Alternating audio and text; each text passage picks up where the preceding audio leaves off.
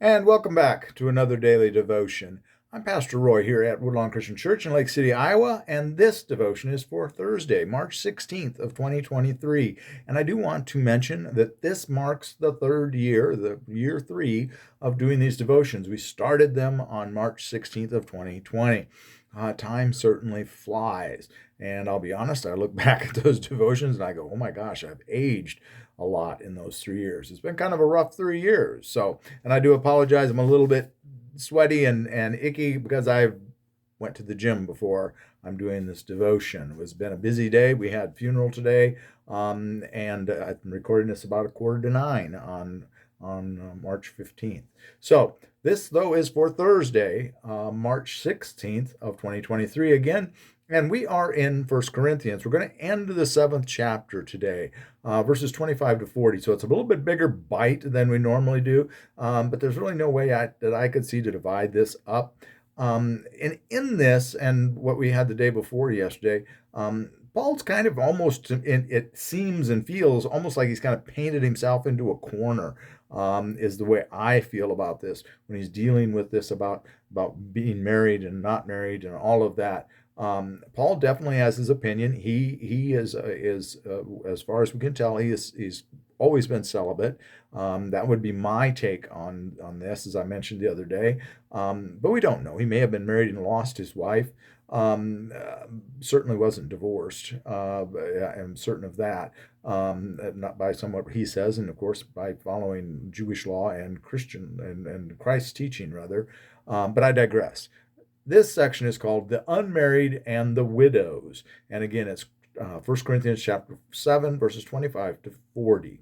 Now, in here, there are, let's see, 1, 2, 3, 4, 5, 6 times the word for they use different words here in the Revised Standard Version, but it's actually, the word is virgin or virgins. And here it's unmarried in one place, girl in another, betrothed in 3 places that he has it. But they're all the same thing. It's meaning someone that has not had intercourse is what's going on there. So with that, let's jump in and we'll see what we can come out of this with.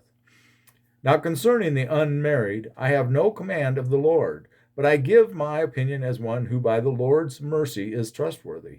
I think that in view of the present distress, it is well for a person to remain as he is. Are you bound to a wife? Do not seek to be free. Are you free from a wife? Do not seek marriage. But if you marry, you do not sin, and if a girl marries, she does not sin. Yet those who marry will have worldly trouble, and I would spare you that. I mean, brethren, the appointed time has grown very short. From now on, let those who have wives live as though they had none, and those who mourn as though they were not mourning, and those who rejoice as though they were not rejoicing, and those who buy as though they had no goods, and those who deal with the world as though they had no dealings with it. For the form of this world is passing away. I want you to be free from anxieties. The unmarried man is anxious about the affairs of the Lord, how to please the Lord. But the married man is anxious about worldly affairs, how to please his wife.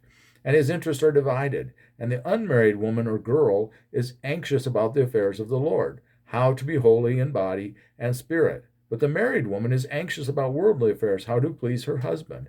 I say this for your own benefit, not to lay any restraint upon you, but to promote good order and to secure your undivided devotion to the Lord. If anyone thinks that he is not behaving properly toward his betrothed, if his passions are strong, and it has to be, let him do as he wishes, let them marry. It is no sin, but whoever is firmly established in his heart, being under no necessity, but having his desire under control, and has determined this in his heart, to keep her as his betrothed, he will do well. So that he who marries his betrothed does well, and he who refrains from marriage will do better. A wife is bound to her husband as long as he lives.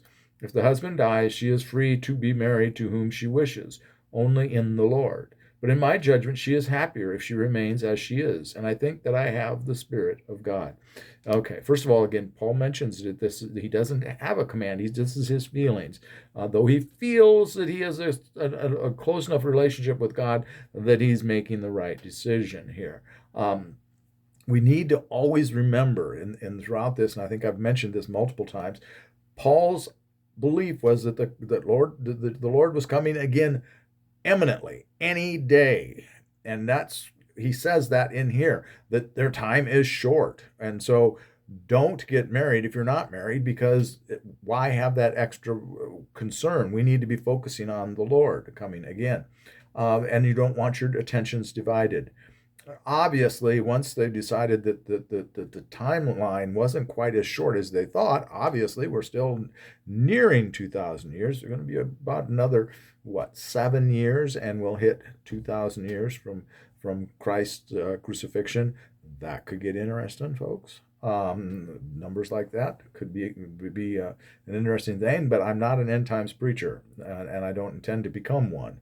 But at any rate, he thought the time was near, so he didn't want them to be burdened in any way. But if you're already married, stay that way, for pity's sakes. Just like if you were a slave, stay don't try to. There's no need, rather not don't try. There's no need to change that. No need to, and certainly don't be getting a divorce, because you've already created a covenant agreement between you and God, and so that would be a sin according to Jesus, as we talked about the other day.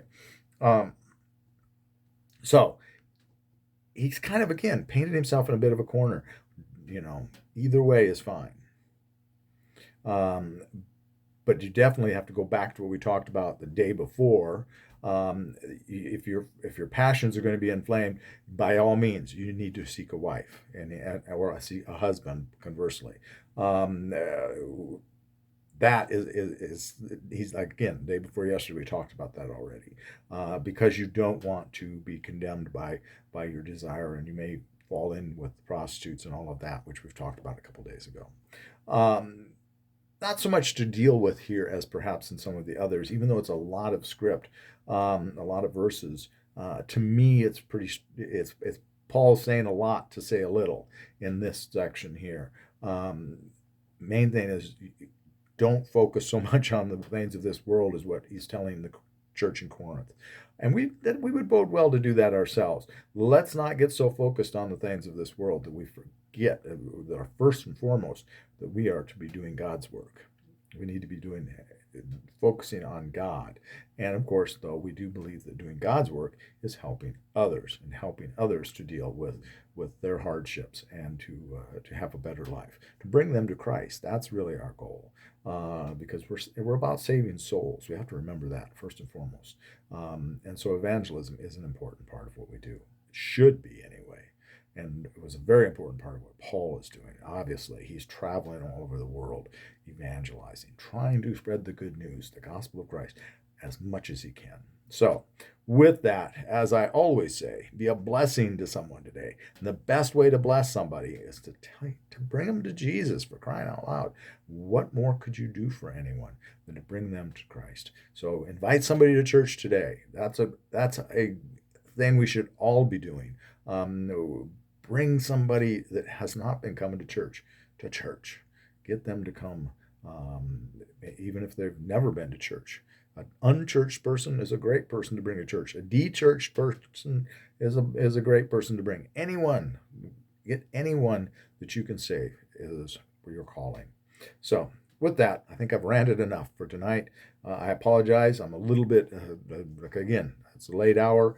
It's almost 10 or 9 o'clock right now, and I've already did a hard workout, so I'm a bit tired from that as well.